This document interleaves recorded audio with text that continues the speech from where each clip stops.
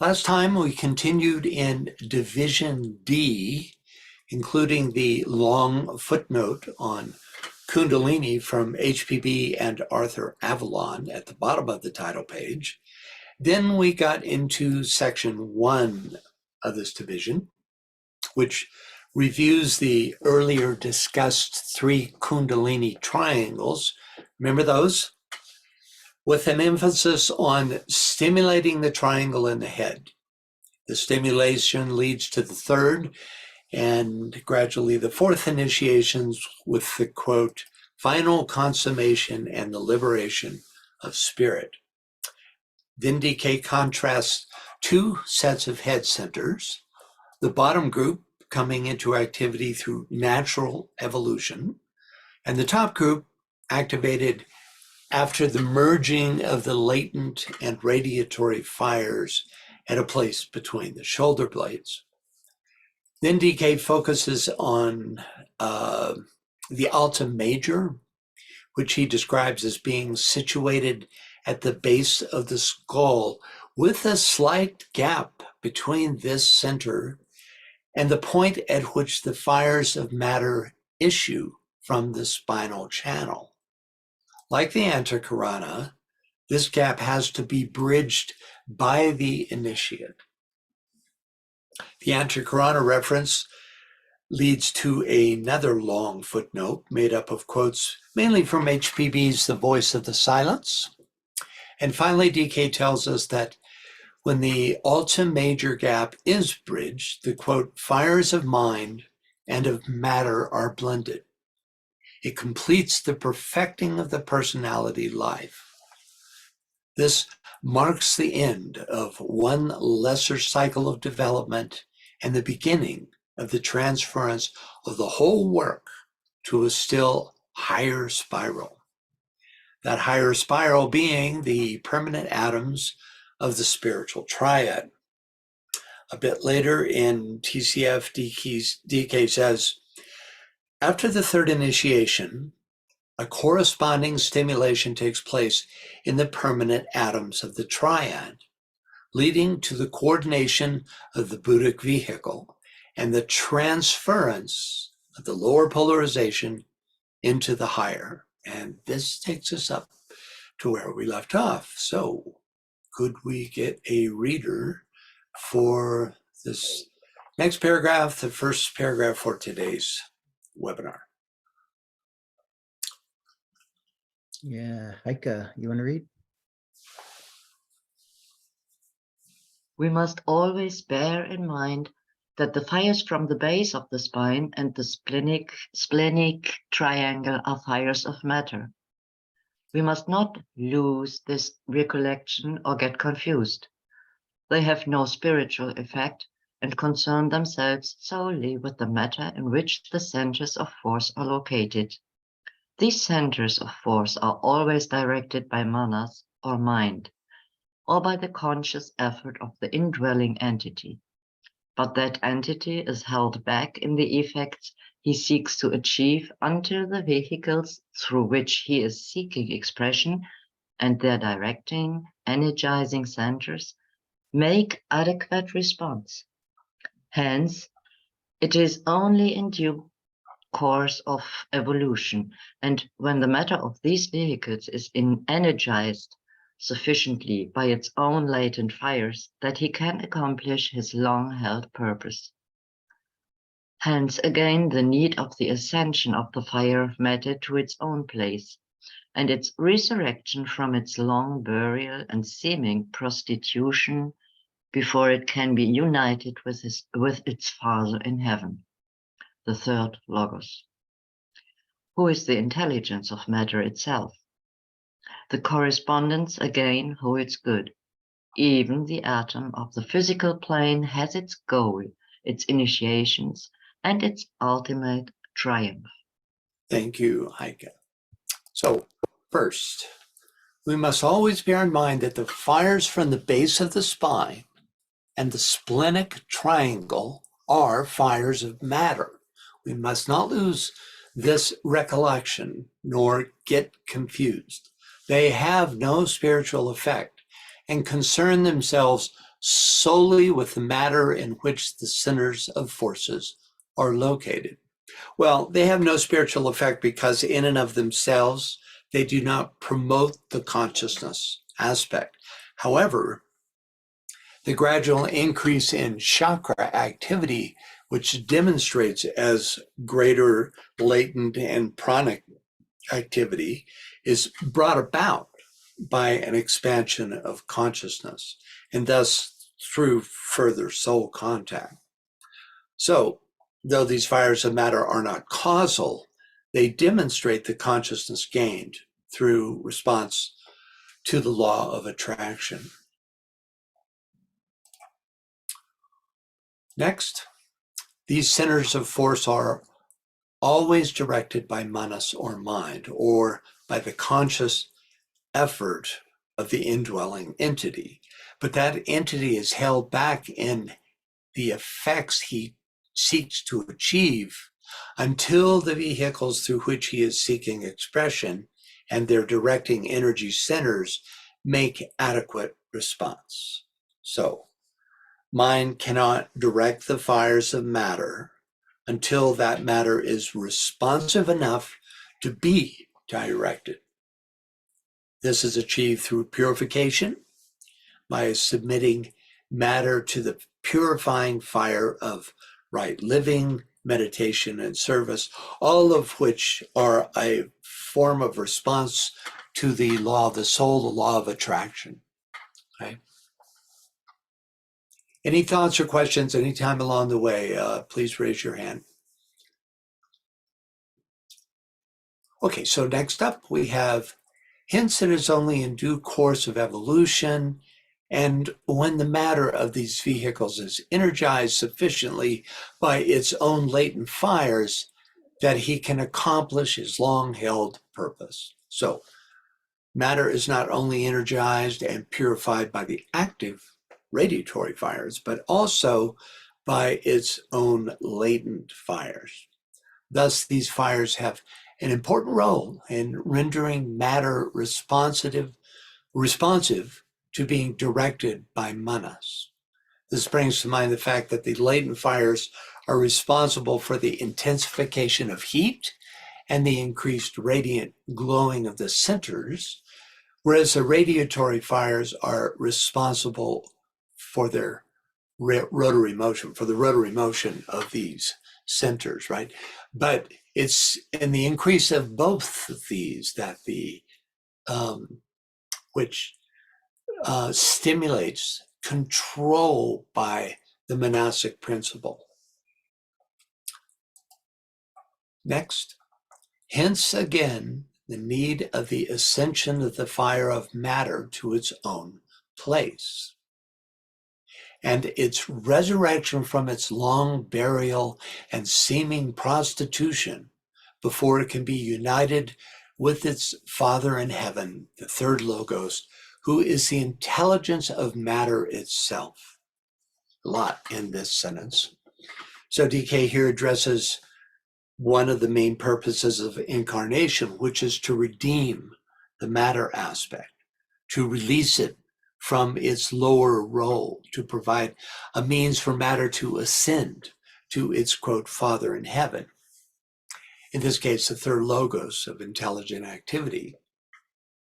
Matter's, quote, long burial and seeming prostitution is DK's colorful way of describing matter in its role as provider of the form aspect for the three lower she's of the four lower kingdoms in nature, during which time it has been separated from its true source, which is the third Logos, the quote-unquote Father in heaven.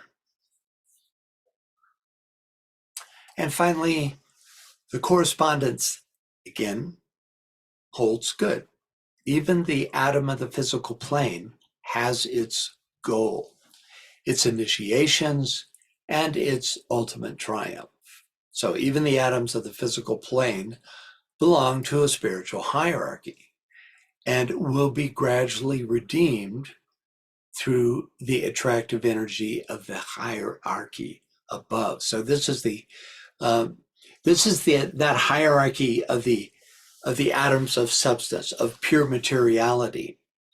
And this sixth hierarchy is the hierarchy of form, the energy of matter, which allows the two to form congeries of atoms, which is what forms are. Any thoughts or questions?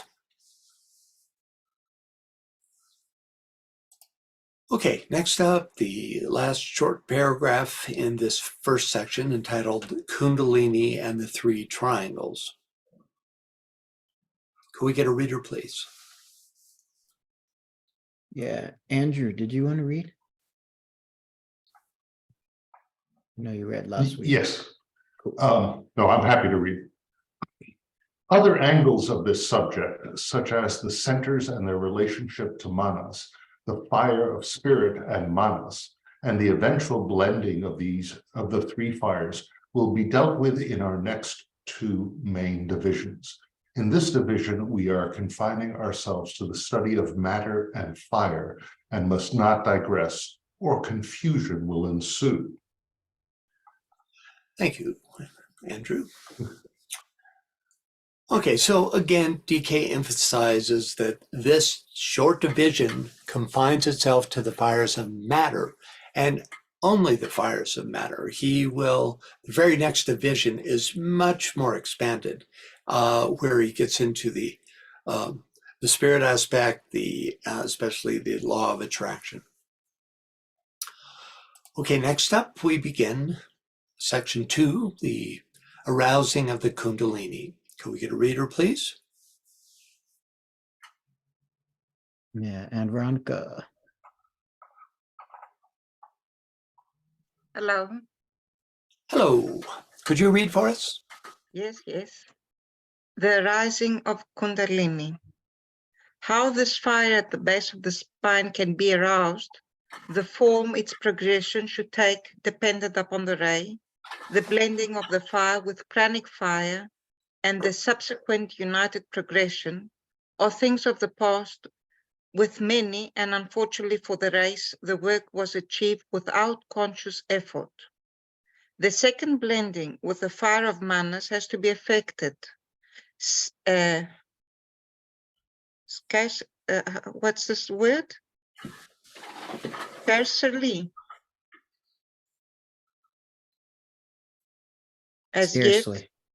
Scarcely, sorry.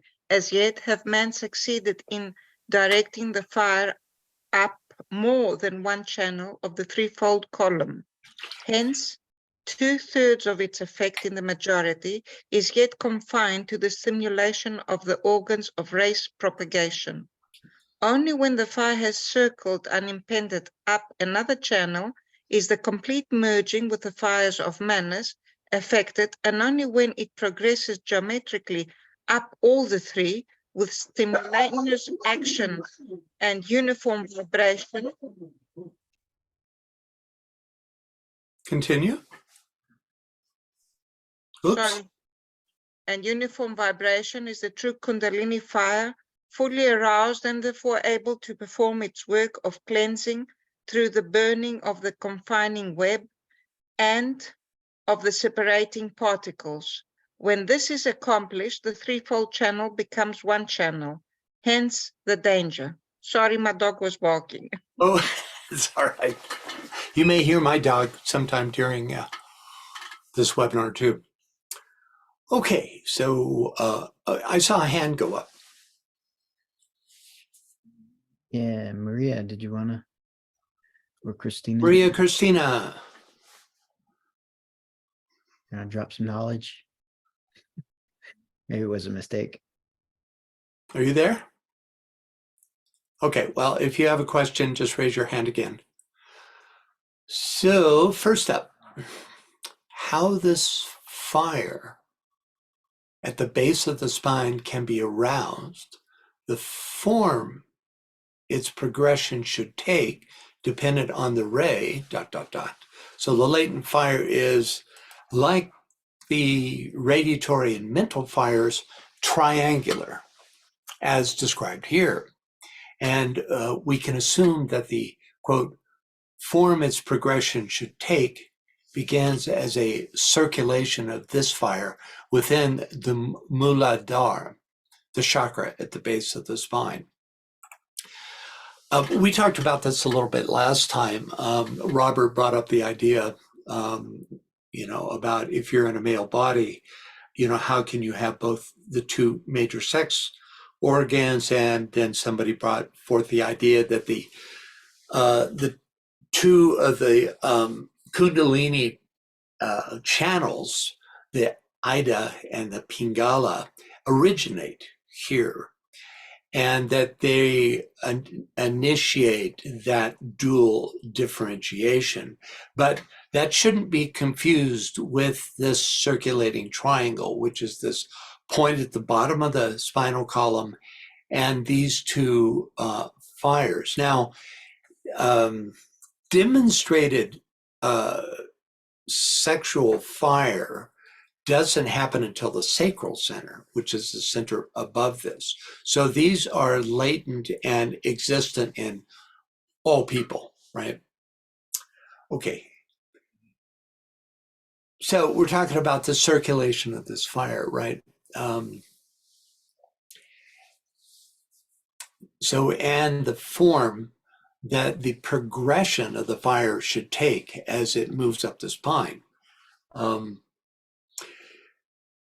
Triangles only have two possible paths of circulation, clockwise and counterclockwise, right? But these possibilities expand to 6 paths when we take the starting point into account, right? So, if it starts at point 1, you have 2 possible ways. It could go 1, 2, 3, or 1, 3, 2. If you start at starting point 2, you can go 2, 1, 3, or 2, 3, 2. Or whoops, this got mixed up. And then, or if you start on point 3, you can either go 3, 1, 2, or 3, 2, 1. Right. So that covers 6 possible paths. Right. Almost relating it to the 7 rays. So DK gives no additional info on the, quote, form of its progression, but logic would suggest that it would have to include one or more of these 6 paths of circulation through these 3 sets of triangles, eventually 3 sets. Right now, we're just talking about the one. And DR notes that the ray that determines the form of progression is almost certainly the monadic ray. Next up, the blending of the fire. Yes, now I'm going to stop and catch Maria Christina's question. Thank you, because I kind of got stuck way back a long time ago, but I had to change computers. You couldn't hear me. And it had to do with the little hierarchical lives, the baskets of nourishment. Yeah. Is that what? I mean, this goes back but the theme continues. We're at 36, we'll go back. And there they are. Okay. I mean, that's what we were he's talking about. Is that not what we're talking about? When he was talking about the, I don't know, 2 or 3 screens back, the words that were being read. And a part of me just wants to rise up in defense. You want to be an advocate for those elemental lives? Yes. Yes. Well, they certainly have their part, and we're going to be getting into those more. The reason it's called the breadbasket of nourishment is because all these lesser lives, these elemental lives, form the lives that become the congeries of atoms of substance that make up the form world, right? And that's this real intense connection without which we would have no manifestation, because matter just until matter is brought into coherence Differentiation and through the coherence. aggregation in the form world, you don't have you don't really have matter as we understand it. I would just like the father to appreciate the mother a little more. Yeah, well, That's that all. needs to happen. I totally agree. Thank you. Yeah, it's a balanced purpose. You know, each aspect has its function.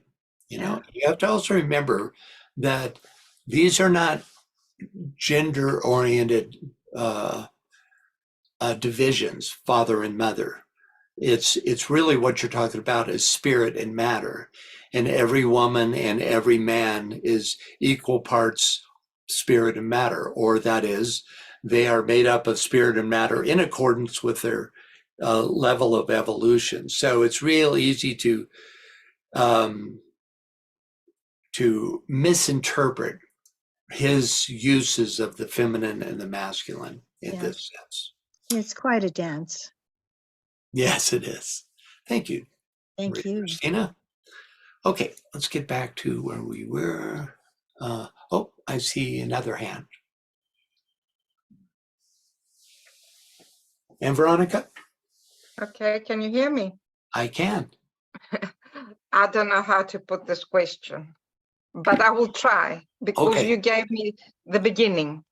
You Mhm. said that the lunar lords are the progenitors. Did I say the word well? Progenitors, yeah. Yeah, they're all the lives behind us, aren't they? They initiate life on, in a given cycle. They initiate life in a given cycle. Can't we see them as our ancestors? Yes, absolutely. In the most literal sense of the word, that they initiate the means by which, the vehicles by which, and the path by which we will manifest and become, right? I don't know if that was clear, but Okay. they even, we talked about this also in the Secret Doctrine series, right? Where they literally re-inhabit at the first globe of the first round of a chain. They literally re-inhabit all the lower kingdoms so as to set up a kind of energetic matrix, which you could call like a pre-vehicle, right?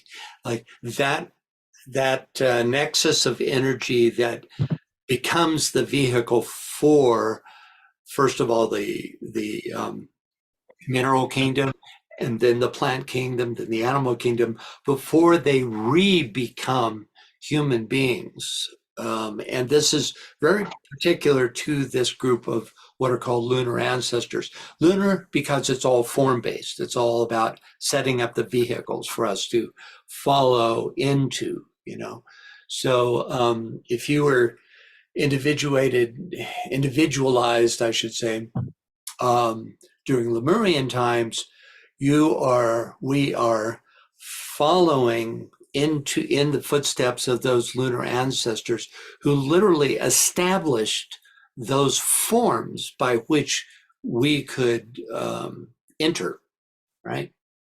Does that help? Okay. Yes, there is more to my thought. It's a bit out there. I don't know if you ever heard these therapeutic ways about the constellation, the family constellation, where you give tribute to your ancestors.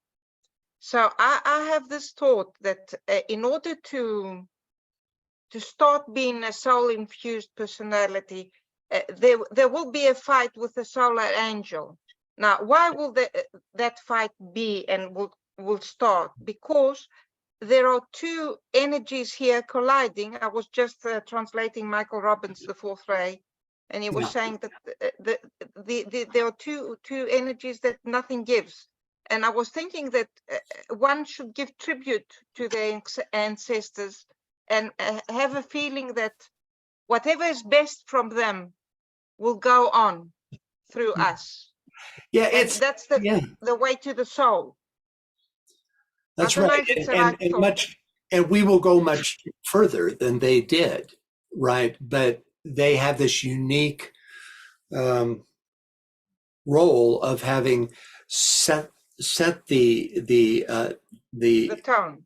the not just the tone, but also literally bringing to life the various forms that we all then followed into, right?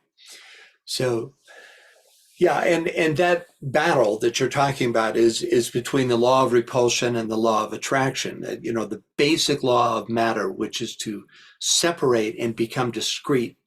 That is to say, separate units. And this law is fierce in its potency, right? And then you have the law of attraction, which is the law of the soul, which gradually overcomes that. We're going to be talking about those two laws later on, maybe probably in the next webinar, but maybe in this one. Okay, I haven't formulated my thought, but I wanted to give it out there. Yeah, Maybe somebody else can think something more about it. sure. You know, Thank you. I love these conversations. That's what makes these webinars come alive. Okay, so let me get back to where we were. I think we're on number 36. Yeah. Oh, we have raised hands. Okay.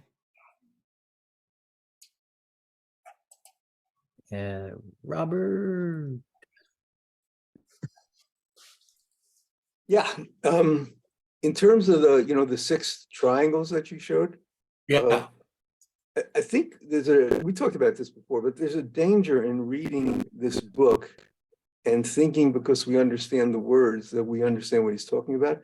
Like the word triangle, the etheric body movement and energy in the etheric body is probably not a flat 2-dimensional process, and these are flat 2-dimensional triangles. He may be talking about 3-dimensional triangles, 4-dimensional triangles. I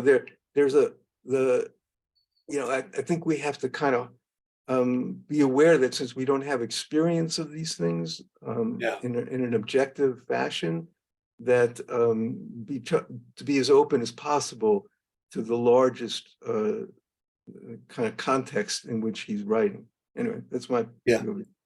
Yeah, I couldn't agree with you more. These are symbols that allow us to understand better, or to make us think we understand better, because we don't even know if they really are leading to further understanding. But, we do the best we can, hopefully guided by the intuition. But as you say, it's really important to realize that beginning with the language itself, it's symbolic. DK, gosh, he must 50 times in his books bemoan, the limitations of language, and how he says it just, all it serves to do is obfuscate the true meaning, and yet that's all we've got to use, and I'm sure that he looks at these Senzar ideograms, that are just pregnant with the actual meaning of what he's trying to convey, and then is just so frustrated by the, I don't know that masters are actually frustrated, but nonetheless, just so difficult to try to bring it into what must seem 2-dimensional, in terms of a medium of understanding. So I think that's why, especially in Cosmic Fire, which is such a scientific book, in terms of the esoteric sciences, to think about when he uses the word triangle, the process of movement between centers, to think of it, for example, as a 3-dimensional triangle, which is a pyramid. And I know you teach a lot about the pyramids in the in the Secret Teachings webinars. Mm-hmm. So we have that kind of at our.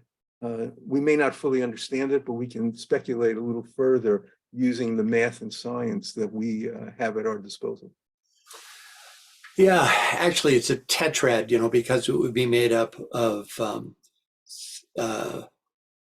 4 triangular faces rather than 5 faces, including 1 square and 4 triangles. But that be that as it may, I would say it actually goes the other direction. Instead of going into denser forms, which the pyramid and the tetrad and the tetrahedron represent, that it would actually go into forms that we can, by their very nature, have no understanding of, because they're of a higher dimension. They're 4th dimensional and 5th dimensional. What's really going on? I mean, he hints at it when he says a wheel turning on itself, for instance, and that Right. wheel not only rotates in both directions, but it also rotates east to west as well as north to south. All symbolic terms.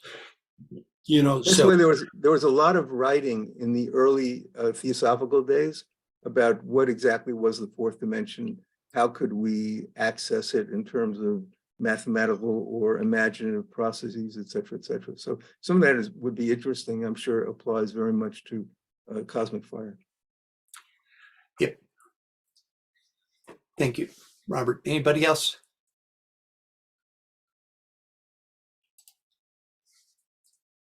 Okay. So let's see. I believe we're here. Let me do a quick review to make sure I'm not skipping anything. Nope, I've skipped one. I think we're here. Yeah, because we were just talking about, right, how this fire at the base of the spine can be aroused and the form of its progression should take, reestablishing that there's a triangle in the Muladhara, this lowest base of the spine chakra, and then introducing these 6 modes of possible progression. So next, the blending of the fire with pranic fire and their subsequent united progression are things of the past with many. This is a really important statement. And fortunately for the race, the work was achieved without conscious effort. It's fortunate because when you bring in conscious effort, then you bring in the possibility of mistake, right? So the fact that, quote unquote, many have blended the latent and pranic fires gives a sense of the progress thus far made during the Aryan race, really over the last 3 races, but particularly during the Aryan race. Those who have blended these 2 fires are possibly the same significant minority that have become mentally focused, if not mentally polarized. The other important point here is that this blending has occurred without conscious effort, suggesting that conscious manipulation of the fires doesn't occur until the centers in the head come into play. As suggested in this next statement, quote, "The second blending of the fire of manas has to be effected. Scarcely as yet have men succeeded in directing the fire up more than one channel of the threefold column. Hence, 2/3 of its effect in the majority is yet confined to the stimulation of the organs of race propagation." That's interesting. I saw something more in this line than I had before. Okay, so personality-centered humanity has only activated the Kundalini up to and including the solar plexus, with the majority still focused on the sacral center. We learn here that in terms of the Kundalini, this condition manifests as the fire moving up one channel of the threefold column. This is probably the Ida or Ida channel, since that channel is associated with the moon. But what I saw here for the first time is that hence 2/3 of its effect in the majority is yet confined to the stimulation of the organs of race propagation. So the activity of the sacral center is related to the other 2/3 of the Kundalini, of the other two lines. In other words, there is stimulation in the it would be here in the sacral center of these other two channels, but it's confined to the sacral center in terms of that stimulation. But otherwise, it's one channel is being stimulated by humanity at this point. I have to read it more carefully to understand that. Yes, Robert. This whole idea of it being blended without conscious effort is Yeah. really interesting. I mean, how would that have occurred possibly? You know, is it just through the activities of life and experience? Yeah. Was it purely a physical process that happened? And what could that mean? And when did it happen? Are we talking about Atlantis or later on? You know, it's a really interesting volume that's opened with these couple of lines. That's right. Yeah. Well, technically or occultly, it's comes about through response to the laws of attraction, which are the laws of the soul, and that does initially occur unconsciously, right? And it's he's telling us here is mirrored in activity in the spine. So I mean in the Kundalini. So you could say that just quote unquote good clean living, development of mind, and towards response to that function called the conscience, which eventually becomes the observer, where you really do try to align with the right side of things, that in itself creates this activity. That's what he's suggesting, But I think this. I also think that it's very much stimulated by focusing in the mind and eventual repolarization. That is where you get this big bump in terms of Kundalini activity, is when you learn to become mentally polarized. Do you think he could be saying that the unconscious part, that it happened through sex, since it's related to the sexual center? No, I don't. I think it's what I just said, which is that it's through the its development of purification and through focusing in the mental aspect. But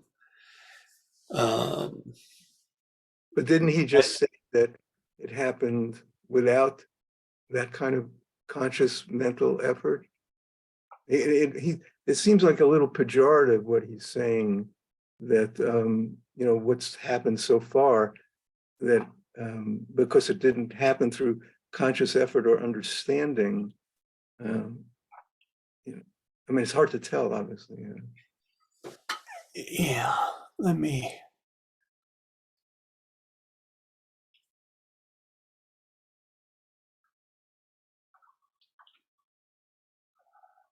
All he says is without conscious effort, right? Now, that doesn't mean without mental effort. It means without, in other words, without a developed mentality. It means without direct mental directing, through the mind.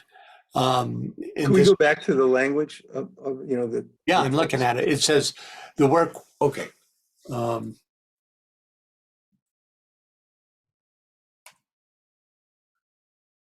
Yeah. The work was achieved without conscious effort. Yeah, fortunately in other words, there's some kind of. Let's see what Andrew has to say. Okay. Yo, Andrew. Yeah, unfortunately, I have a question. That's fine. And perhaps because I came in late, this is something you've already discussed, and if that's the case, just feel free just to say that, and I'll go back to No unmuted state. problem. It's never no question is inappropriate at any time, so don't worry about that. Thank you. Okay, he says the blending of the fire with pranic fire. So my understanding had always been that the fires are, even the later fires are pranic, are they not? I'm a little confused by that statement. So what exactly does he mean there? Okay, yeah, this is a bit of a review, which never hurts. This TCF for the last many pages has been unfolding the development of these fires. So you have latent fire, whose origins are in the Muladhara, the base of the spine, right? Right. That that's one aspect of the fire of matter. The other aspect is called the radiatory fire, latent and radiatory. Radiatory is pranic, and that triangle exists in the trunk of the body. It's in a point below the solar plexus, a point between the shoulder blades, and a point, what he calls, quote unquote, on the far side of the spleen. And that radiates prana, right? And then from that far side of the spleen, the prana moves into the dense physical. It's drawn into the dense physical, and that becomes our vitality. So the Kundalini process, the very first thing that happens is the stimulation of the chakras through the merging of these two fires, this pranic and latent fires. And one is responsible for the intensification of heat and glow, you could say, and that's the latent fire. And pranic fire increases the rotary motion, or I should just say motion, because eventually that motion becomes four-dimensional. Okay, well, thank you so much for that. I'll go back and review that so that it's more present. I appreciate you taking the time to explain that. Thank you. Yeah, sure. Believe me, there's many people here where that's a useful recap. That's just the way it is. Yeah, a number of hands. So Robert again, and then James. I saw Maria Christina had put in that possibly that happened through instinct, which I think is probably a good answer. Like when DK says in the next paragraph that scarcely as yet have men succeeded in directing the fire up more than one channel. Maybe that's what's happened, and then that's confined to the sacral center. Maybe that's what's happened as a result of the instinctive life of the race, which fortunately hasn't been a conscious thing, because that would lead into sex magic.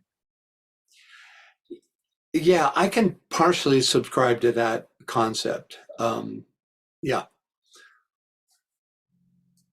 And next. You subscribe in one channel, but not all three. Not in three. Yeah, I still believe that the many that have blended the latent and pranic fires, and therefore the progress that's been made through that blending has come through stimulation of mind in the Aryan race, because it's that helps to draw. It's mind is, to the lower senses, to the lower energies, a synthesizing energy, and I think that would be more stimulative than instinct, though instinct is an early function of mind. So that's my thoughts on that. Okay, next up. Next question. A bit ago, you quoted the term mental polarization, I think. Yeah. And does that mean more of the development and increase of awareness of duality, or does it mean more like when somebody becomes polarized with an issue and takes up a particular side and fights for that side of the duality.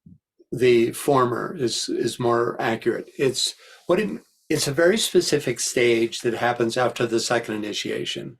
In other words, you really have to have gained control on the astral plane before you can become truly mentally polarized. In other words, and this is the easy mistake that I fall into it too, which is if somebody's really smart, they're mentally polarized, right? You know, somebody's really mentally active, they're mentally polarized.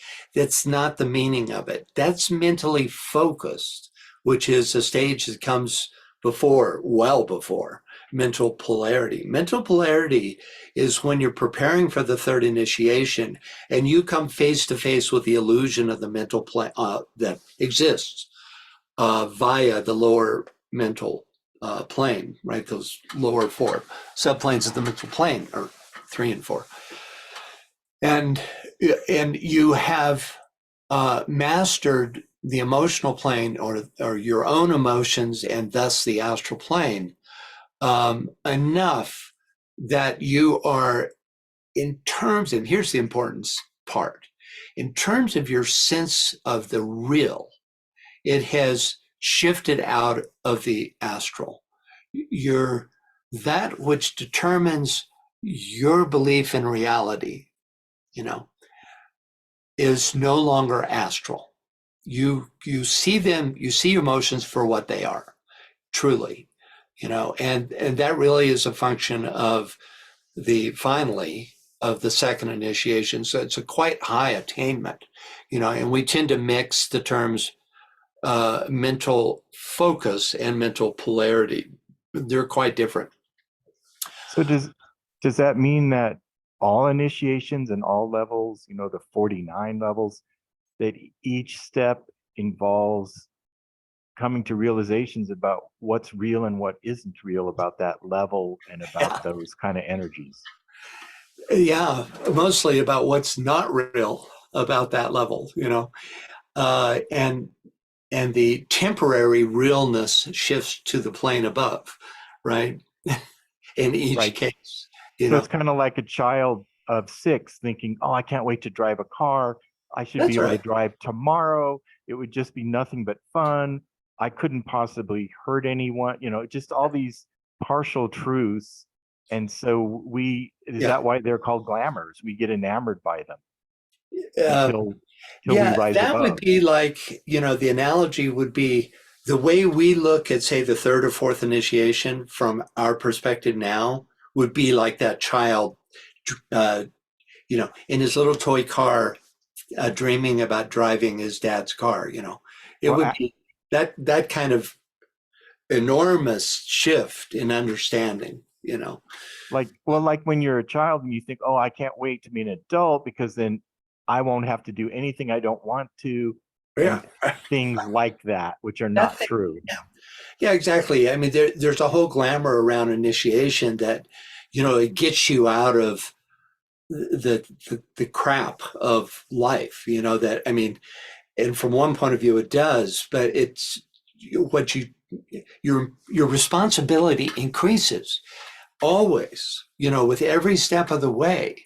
You embrace greater responsibility, and, you know, the equipment that you develop, the purpose of that development is so that you can respond to this greater responsibility that you're given.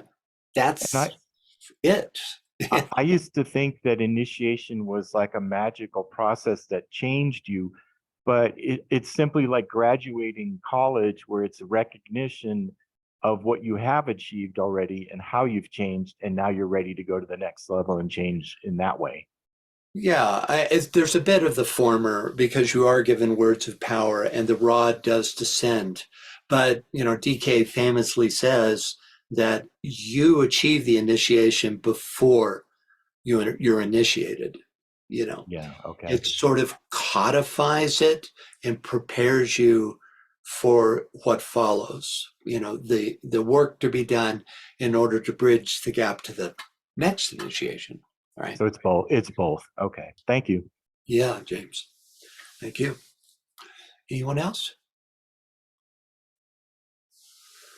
Okay, shall we go on to the blending of the fire with pranic fire and their subsequent united progression? Oh, we did this. This is what we've been talking about.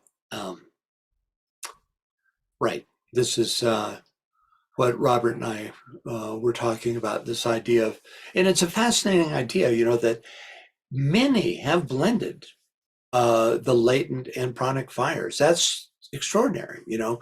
I mean, if you think more simplistically about the Kundalini, that it's sitting there in the base of the spine until it rises, and then in one fell swoop, it rises all the way up to the head center and you're enlightened, you know. But he's, you know, really underscoring the fact that it's a progressive unfoldment, right? These gradual blendings of the three fires. Okay, so so the second blending with the fire of Manas has to be affected. Scarcely as yet have men succeeded in directing the fire, and we talked about this as well. So, and we talked about this. Okay, I'm just catching up, guys. So, only when the fire has circled unimpeded up another channel is the complete merging with the fire of Manas effective. This is almost certainly the Pingala channel, universally associated with the solar aspect. DK here suggests that activation of both these channels, the Ida or Ida and the Pingala, results in a circulation of Kundalini energy, resulting in the second blending, that of the now combined fires of matter, that's radiatory and latent on the one hand, with the fires of mind. Okay. And that's very connected with this rising of the Pingala fire in the Pingala channel. This unfoldment takes place during and through initiations 1 through 3. He doesn't exactly relate them, except at the end point. He talks a lot about the state of the Kundalini at the 3rd and 4th initiations. Next, and only when it progresses geometrically up all the three with simultaneous action and at uniform vibration is the true Kundalini fire fully aroused. The term geometry denotes the particular passage through the triangles involved, as earlier referenced. Simultaneous action and at uniform vibration suggests a complete merging of the three triangles instigated by the Sushumna or central channel. This leads to the liberation from the form side altogether at the 4th initiation. MDR notes that Aries represents the head center and Libra the base of the spine. It's interesting.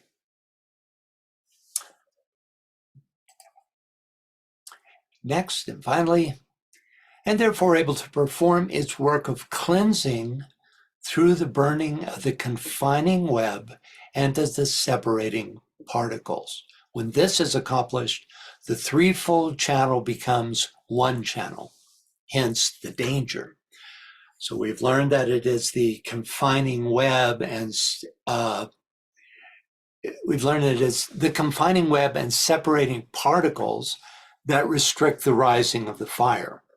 We can assume that the force rising through one synthetic channel is far stronger than the force divided among three channels, suggesting that along with the confining webs between the chakras, the very fact that there are three channels acts as a safeguard against premature unification. In other words, when those channels unite and you just have the one Kundalini channel, then you are moving the energy at an infinitely greater rate. Any thoughts or questions? I see Gordon has a question. Yes, Gordon. So, for example, raising energy from solar plexus to the heart center is Right. is part of raising energy up one of these channels. Yes, most certainly. And that's going to be the Pingala because it has to do with solar fire. And we know this because it's a function of the second initiatory process, right? First initiation, and DK links these many, many times in his writings, that the movement from the sacral center to the throat is a first initiation Kundalini process. Okay.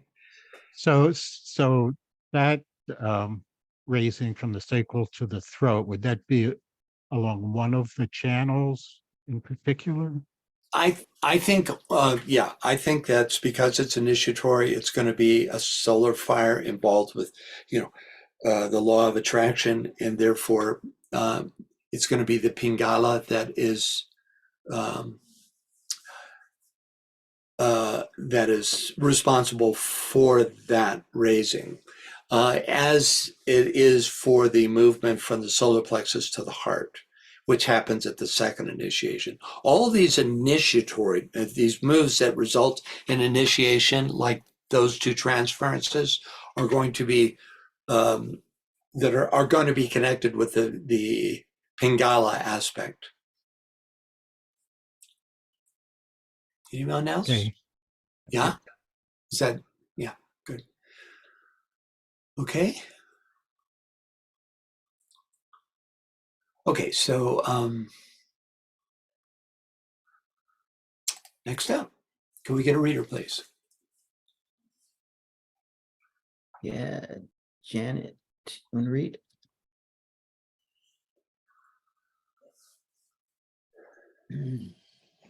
No more can be imparted concerning this subject. He who directs his efforts to the control of the fires of matter is with a dangerous certainty playing with a fire that may literally destroy him. He should not cast his eyes down backwards, but should lift them to the plane where dwells his immortal spirit, and then by self-discipline, mind control, and a definite refining of his material body, whether subtle or physical, fit himself to be a vehicle for the divine birth and participate in the first initiation. When the Christ child, as the Christians so beautifully express it, has been born in the cave of the heart, then that divine quest can consciously control the lower material bodies by means of consecrated mind.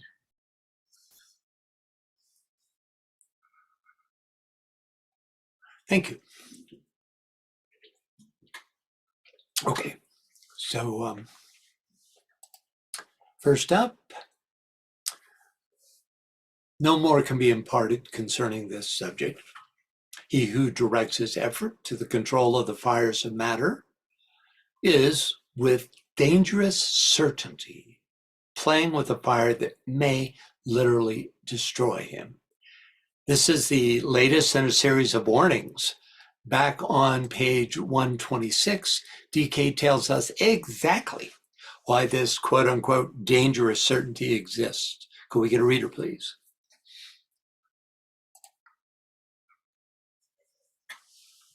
Kirsten, do you want to read?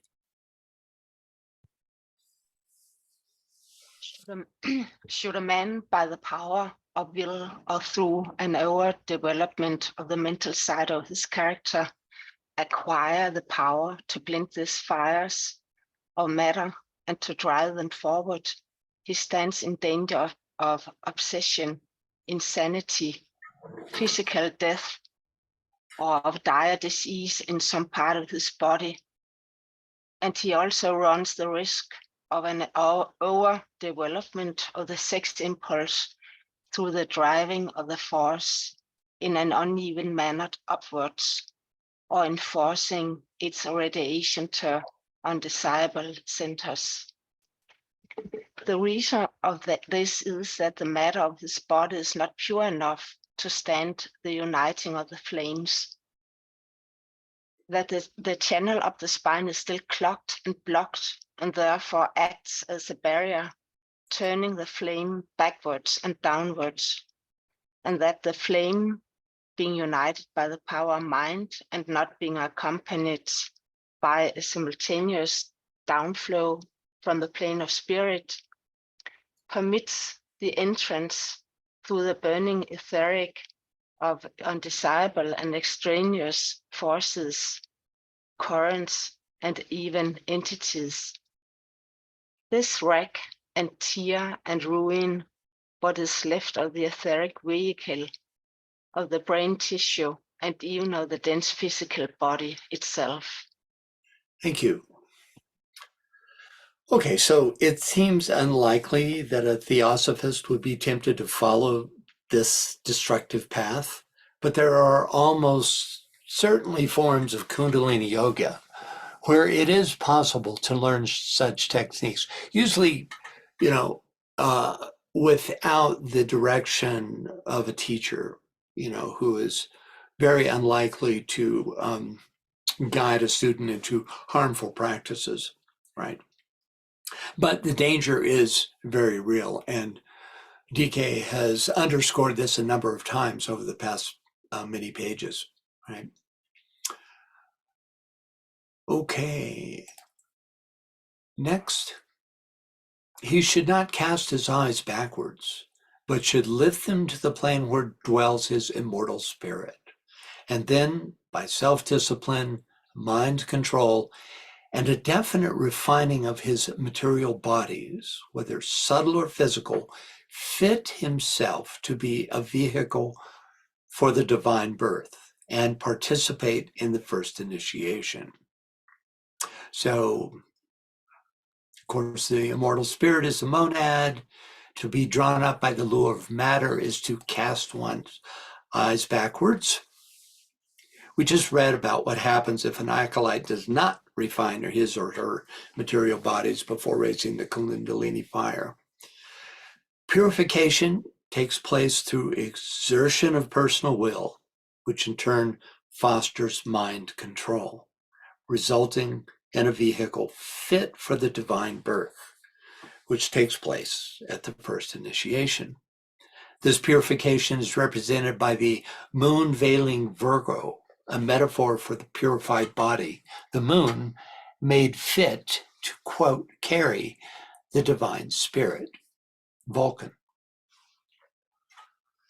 And finally, when the Christ child, as the Christian so beautifully expresses it, has been born in the cave of the heart, then that divine guest can consciously control the lower material body by means of consecrated mind. Same idea, re-expressed, this time with emphasis on the consecrated or spiritually committed mind. Okay, just a moment.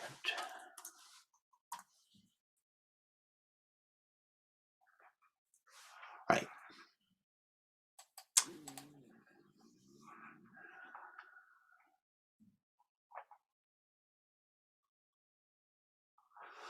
Okay. Can we get a reader, please, for this final paragraph? Yeah. Magda, do you want to read?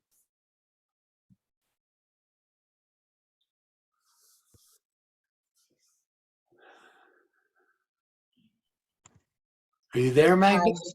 Yes, hi. Hi.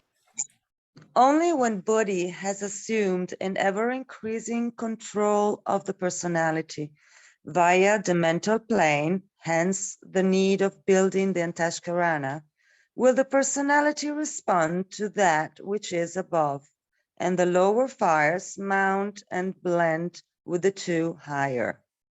Only when spirit, by the power of thought, controls the material vehicles, does the subjective life assume its rightful place. Does the God within shine and blaze forth till the form is lost from sight, and the path of the just shine ever more and more until the day be with us. Thank you. Some of DK's most beautiful prose comes at the end of his chapters or at the end of a division.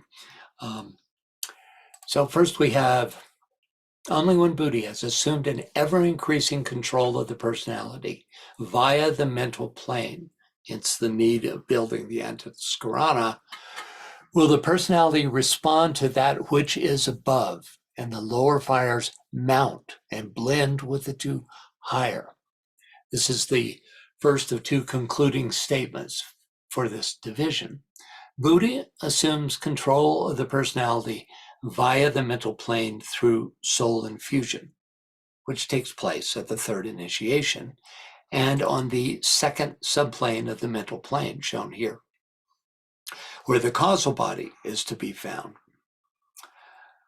But full soul infusion doesn't happen until the antaskarana is built, thereby linking the initiate to the mental permanent atom on the monastic permanent atom on the first subplane here. And thus to the triad, importantly to the triad. Any thoughts about this? Questions? I did see a hand. And Nasa, Oh, it was just a minor question about the spelling. I wondered if it's significant. Antaskarana? Yeah, versus antakarana. And I wondered if, because he's so particular with his words. Yes, he is. I don't have an answer to that. I have not gone through and taken, there are far fewer examples of the antaskarana than there are of the antakarana in his writings. But I haven't gone through and seen if there's a particular quality related to the antaskarana that is not emphasized when talking about the antakarana. So I can't really help you there. Maybe somebody else has done a study of this. If so, enlighten us, please. Okay, and finally, we have this concluding statement of this very short division.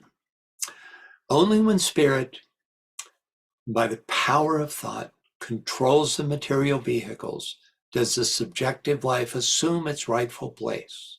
Does the God within shine and blaze forth till the form is lost from sight, and, quote, the path of the just shine ever more and more until the day be with us. So, only when the head centers, now blended with the fires of matter, collectively summon the fire of spirit from the causal body, does the, quote, subjective life assume its rightful place. Remember before he was describing how that flame, for the one with inner sight, literally dances out of that highest head center, right? So I saw a hand before we get into MDR's thoughts on this. Yes? Hi. Hi. I just wonder sometimes about the mental unit. There's a physical permanent atom and an astral permanent atom and a monastic permanent atom. And then Right. there's the mental unit, which of course is where we focus ourselves, Mm-hmm. in order to build the antaskarana, like I think it's the altar of the Masons. But I just wondered if you had any comments on the mental unit itself. Well, the astral plane is unified. It's not broken in half. Whereas both the physical and the mental plane are of two parts each, right? Mhm. You have the etheric body and the dense physical, which is stored because the true physical is the etheric body, and therefore the information,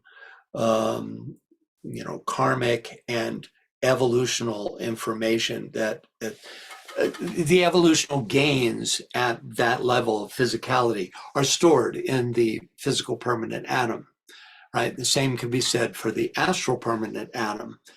But in terms of incarnation, or what you could call the lower 18 subplanes, which are the planes of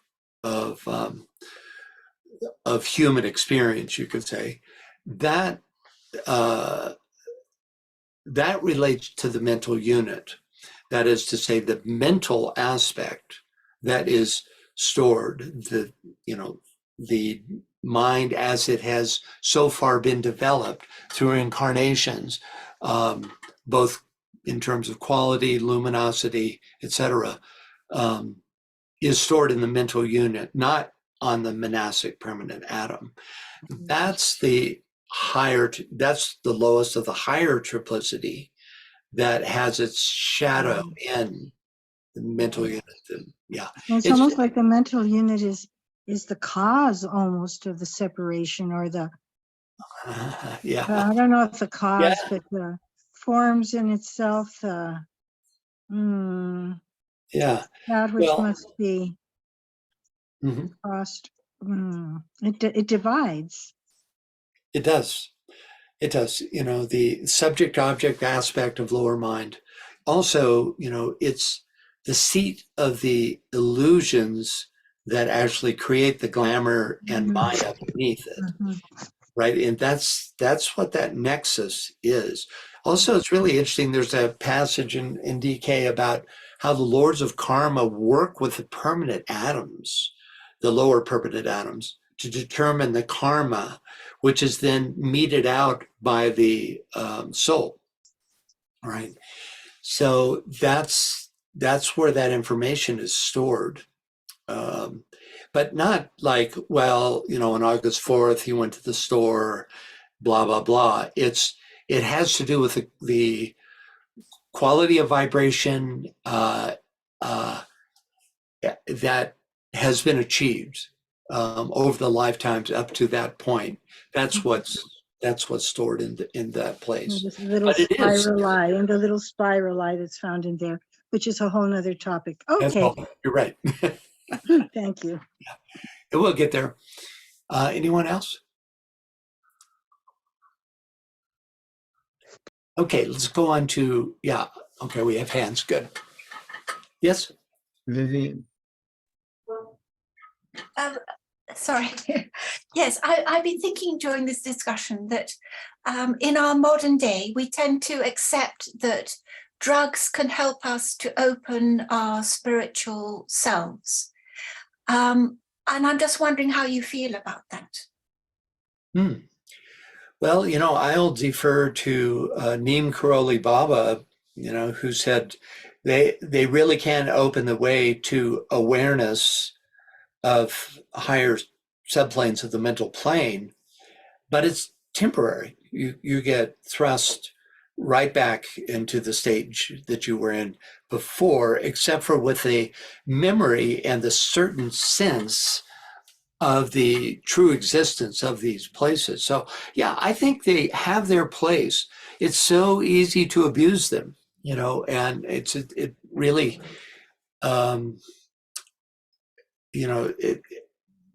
use of them for spiritual gain. I think it's a preliminary step. It's not the path of the occultist. It's very much more part of the path of the mystic, who is, into having the experience of the higher realms, not in taking on the responsibility of living the enlightened life, right, which is the path of the occultist.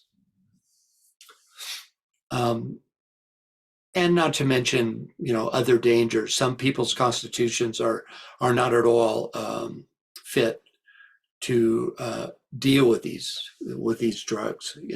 So I think it belonged to. There was a certain era where there was a tremendous group support for the enlightening aspect of certain of the psychedelics, but I think that era is past. That doesn't mean the effect is past, but that group support, that particular kind of support, I think is, now belongs to another time.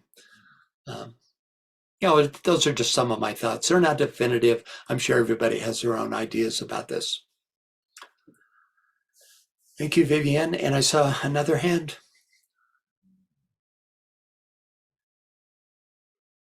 Yeah, and Veronica.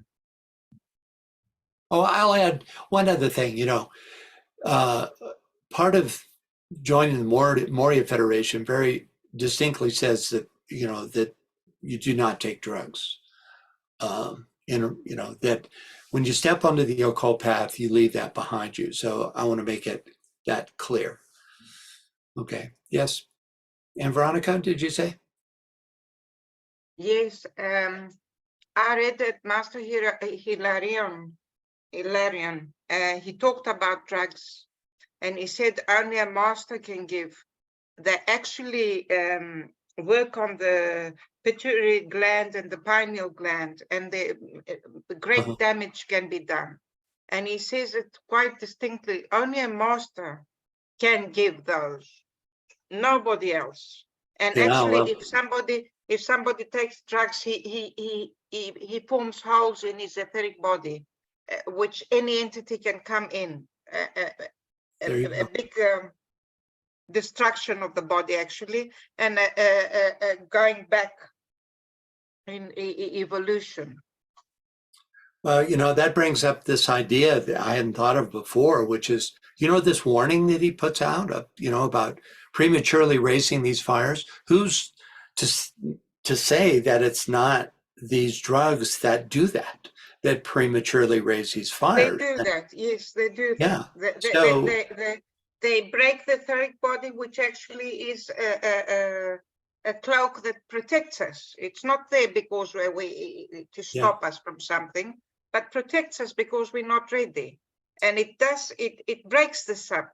But on the other hand, we have evolved enough that the prescriptions that are given by psychiatrists can regulate the brain. I was thinking about the HDA deficiency. Am I saying the word right? I don't know. Somebody who thinks very smart, very, very fast and can't concentrate. There are people that can't concentrate their brains, and they are given, I don't want to say the word drugs, but I think you use the word drugs as a prescription. Yeah. In English. Yeah, attention deficit yes, syndrome. ADHD, as Maria Santos says. And they give them, and they can regulate the brain. I don't know if, of course, it's given by a doctor, and they have done studies on this. So we have evolved to some extent. Yeah, there's always a... Go ahead. I don't know what damage might be done or might not be done, but the usual drugs that are out there with the children, to find them, are the drugs that make big damage, and it doesn't allow them to go on the spiritual way.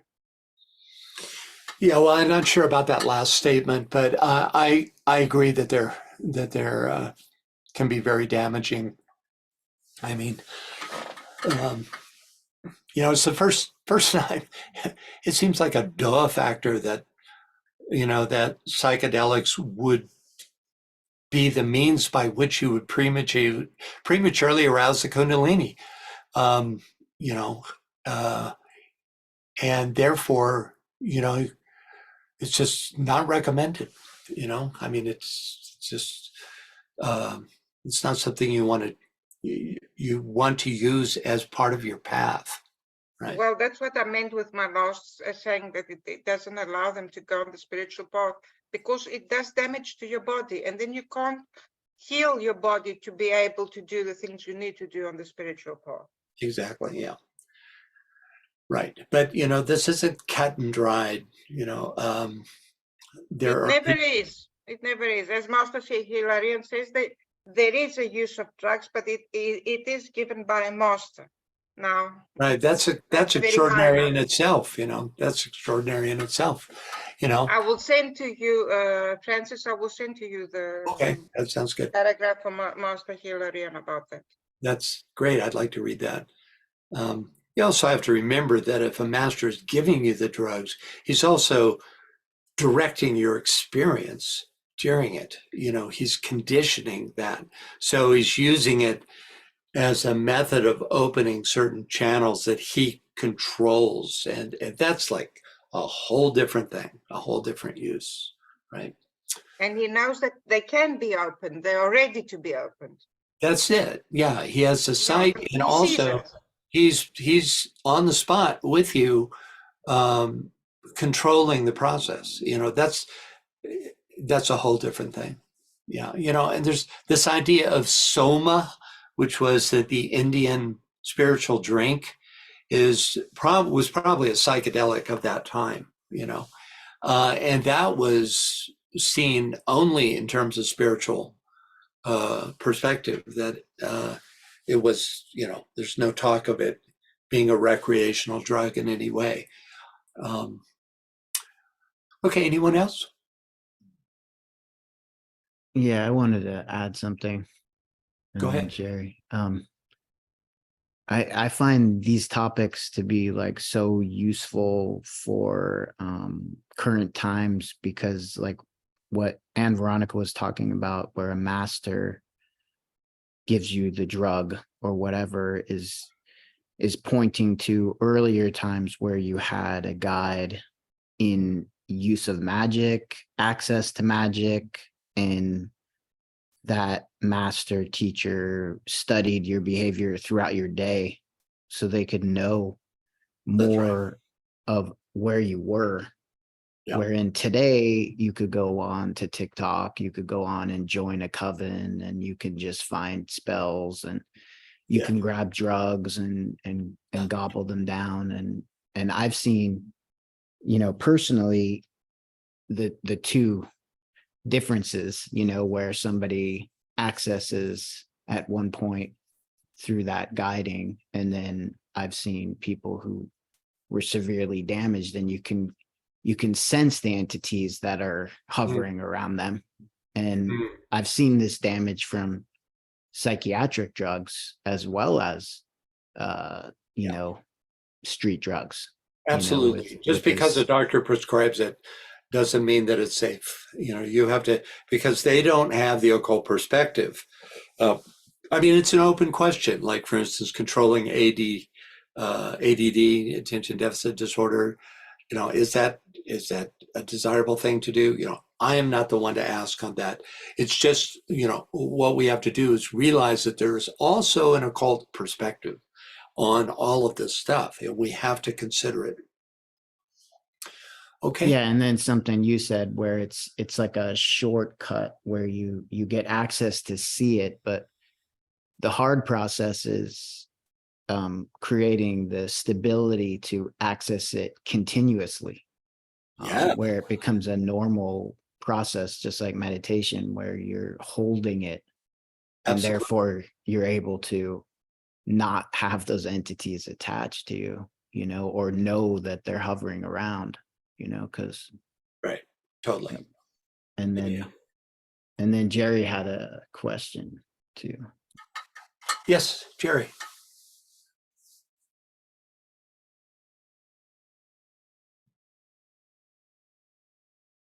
Are you muted?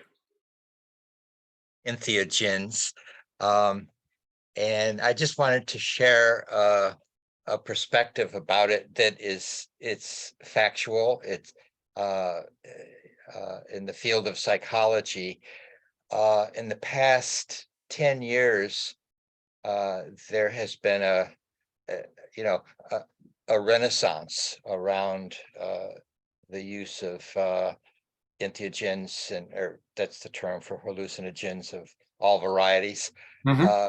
And the research is that the directed use in therapy of these entheogens is very helpful in ameliorating post-traumatic stress disorder, heard long-term that. chronic depression and anxiety. Yeah. And there's this past 6 months, there's a, you know, a new journal that's just opened up on the study of I forgot the term. I mean, it's not psychedelics, but it's another term. But so there's a lot of information that's coming out now. And one of the ways that I look at this is that it's you know, and there's a long tradition in shamanic healing of using substance to heal.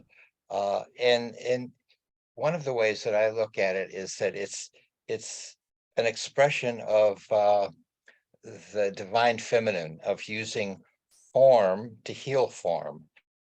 And allopathic medicine, there's problems with it, but it uses form to heal form. Yeah. And I think entheogens are in that domain as well. So and disclaimer, I have never taken any entheogens and don't plan on it, not interested. But these are as a person who's interested in healing, I have to note that these substances are very helpful to many people. I've also heard that there's been incredible progress in healing addiction, Yes. even things like alcoholism.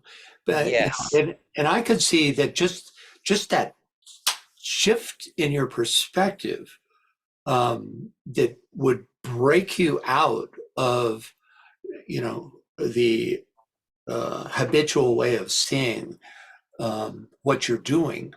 And I've heard that there's really dramatic progress in that along that line as well. So, it's something everybody has to just take into account, all the factors, right? Yeah, that's all really you can say about it. The more information, the better on something like this. Okay, any other questions? Yeah, Nathan. Yeah, I just had a comment about drugs in general. And I've had in my life a couple times, I've been meditating since like the 70s. And I was enamored at my cousin's wedding of her champagne fountain. And yeah, I mean, I'd never seen such a thing. And I think there was something like 13 or 15 of them went down me. And in my meditation group at the time, I was sharing how it really disrupted my meditations. I was really having difficulty meditating. Yeah. And then just recently, again, I've had a similar event where I wound up in ER and ICU last August for a period of time. And when I came out, I have felt like I'm trying to rebuild my connections. Yeah. And I don't know whether because I had a really bad blood infection. So I'm not sure whether it was that, but they did slosh. I mean, I know they gave me painkillers. I know I don't remember a lot, but I, have in the interim, I have kind of picked up little bits and pieces where I know they gave me really heavy duty antibiotics and just all manner of things. And again, I've had that experience where it has blocked my ability to feel like, connect. Yeah. Well, in terms of the champagne fountain,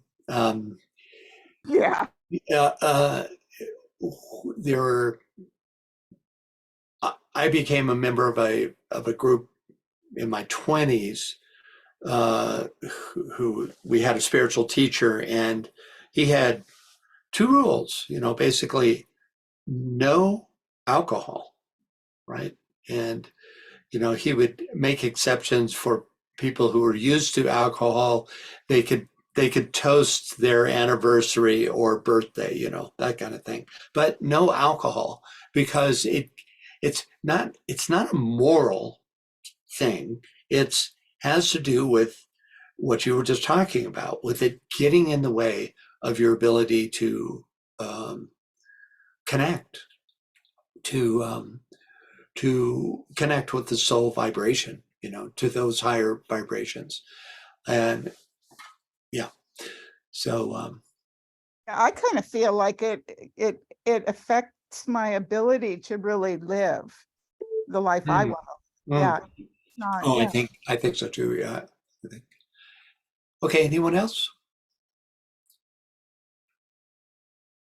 Yeah. Well, you know, they have the term for alcohol is spirits, and my Yeah. whole, again, it's this whole thing where it has that ability to bring in entities. And so if you're bringing in entities, your link is going to be withdrawn because you can't contaminate what you're linking to. So until you purify yourself back again, you make your direct link, because otherwise you're interfacing with something, Yeah. I think, that is of a higher quality, that is not going to allow you to connect to it, just so that it also does not get I think it has that they have their own way of purifying, but I don't think they want to risk contaminating Right. that Well, interface. this same spiritual teacher that I was just describing, he talked about he lived in New York for a time, and he said he would pass by bars, and he would see entity, because he could see entities. He painted them, you know, painted pictures of them, and he could see entities entering through the head center. You know, basically they defeated the etheric web function of, you know, that radiatory quality that naturally protects you. That severe alcoholism can defeat that function, and these entities would actually enter these drunk spirits, which is, you know, it makes sense when you think of some of the insane things people do when they're drunk. You know, so that's certainly a form of alignment, but it's not any alignment that you want to pursue, or, you know. Yeah. Right. And then if you, and you know, because I have the same type, not sensitivity, like I can't see them, but I would always study that, where they would consolidate a lot of bars, and there was like a lot of sex magic going on and a lot of drinking, and you have this sense that there were, you know, darker people in the top of those buildings utilizing those gateways, while all of the unconscious people imbibed and drank and Yikes. Yeah. What a participated. They thought. were using this as a force, you know, and directing it. And it's a regular practice, you know. It's like meditating. You go there every day, you know, after work and or whatever, and so it becomes a form of negative practice. Yeah. Enough on that. I want to end this on a higher note than Yeah, that. So, Robert. yeah, Robert, are you gonna lift us up, Robert? I think so, but maybe, Good. or keep it neutral at least.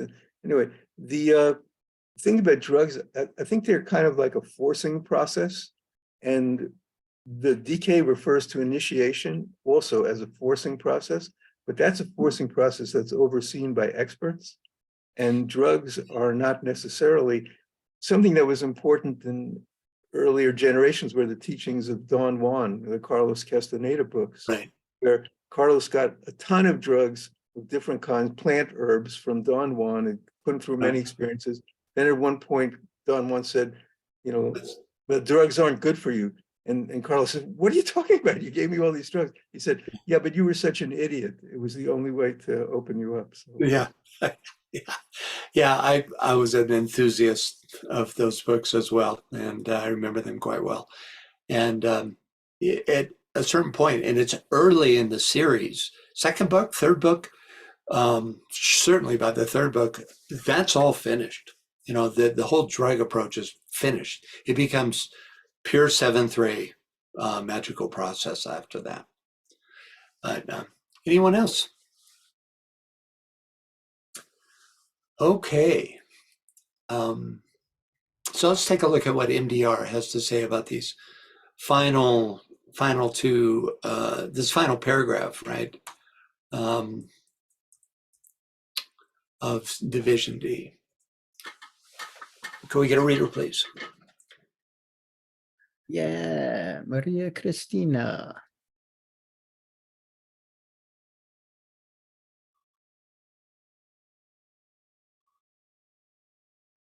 You there, Maria Christina? I'm here. I'm here. Okay.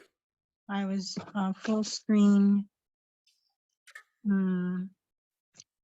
We have now moved from the birth to the quote renunciation.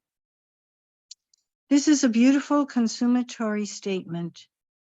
The path of the just leads straight to the monad once the causal body has been destroyed. The mode of alignment through which control of the material vehicles is effected is clear: spirit, mind, matter.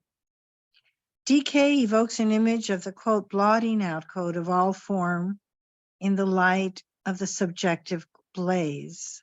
This signifies the triumph of the spirit. We see that for consummation to be reached, spirit must be in control.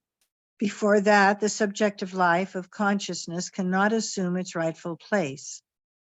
Mention of the quote again, path of the just, unquote, is inserted in relation to the discussion of the Kundalini.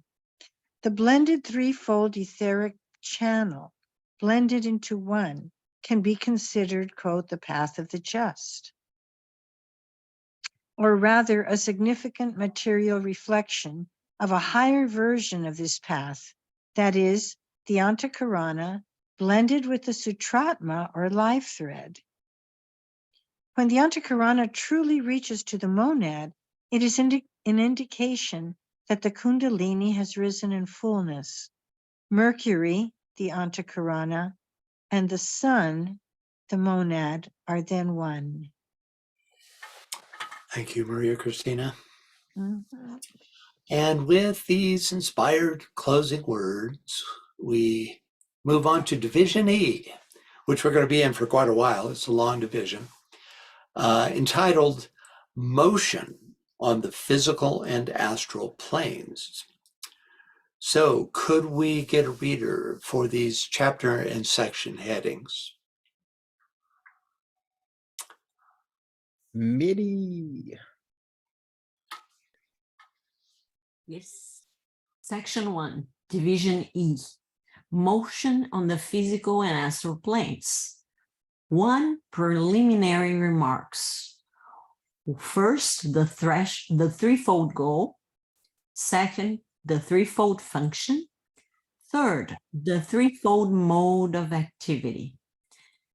Number 2, the effects of rotary motion. First, separation. Second, momentum. Third, friction. Fourth, absorption. Number 3, the qualities of rotary motion. First, inertia. Second, mobility. Third, rhythm. 4, rotary motion and symbolism. And finally, 5, motion and the centers. First, the nature of the centers. Second, the centers and the rays. Third, the centers and Kundalini. Fourth, the centers and the senses. And fifth, the centers and initiation. Thank you. So we could get a little preview of what we're in for the next many, many sessions. A lot to do with motion, momentum, the qualities of rotary motion particularly, right? And then the particular effects of rotary motion or of motion in general on the different centers. This should be a quite enlightening read. So let's continue. Could we get a reader for the first passage of the preliminary remarks. Yeah, Marianne.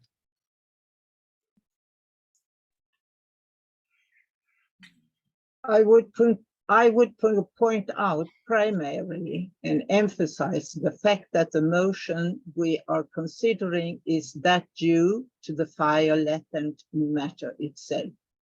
A motion that is the prime characteristic and basic quality of the primordial ray of active intelligence.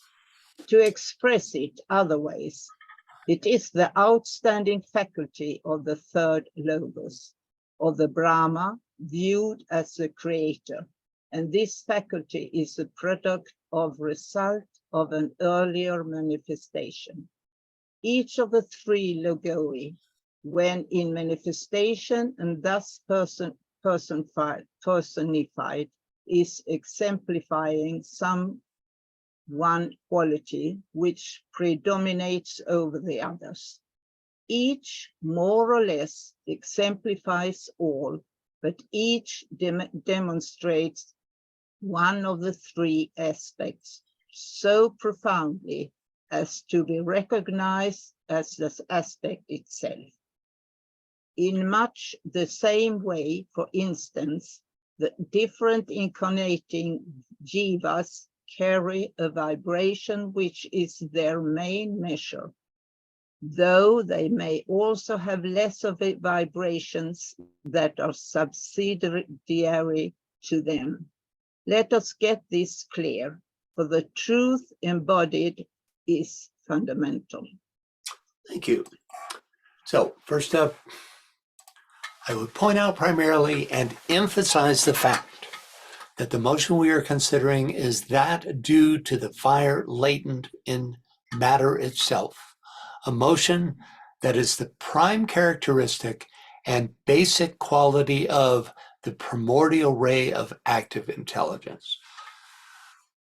HPB tells us that motion is the single and fundamental aspect of the one life, as we learn here. I'll read this. It's one, he's talking about the absolute. It's one absolute attribute, which is itself eternal, ceaseless motion, is called in esoteric parlance the great breath, which is the perpetual motion of the universe in the sense of limitless, ever-present space. That which is motionless cannot be divine. But then there is nothing, in fact, and in reality, absolutely motionless within the universal soul. So, motion inherent in the one life is also fundamental to all three logoi and to all aspects of manifestation. The motion of the third universal principle governed by the primordial ray of active intelligence is rotary motion, which is brought into manifestation through the fire latent in matter itself. Notice the cause and effect here. It's the fire that initiates the motion, not vice versa. It's the fire latent in matter that initiates rotary motion. So next up, to express it otherwise, it is the outstanding faculty of the third logos, or Brahma, viewed as the creator. And this faculty is the product or result of an earlier manifestation.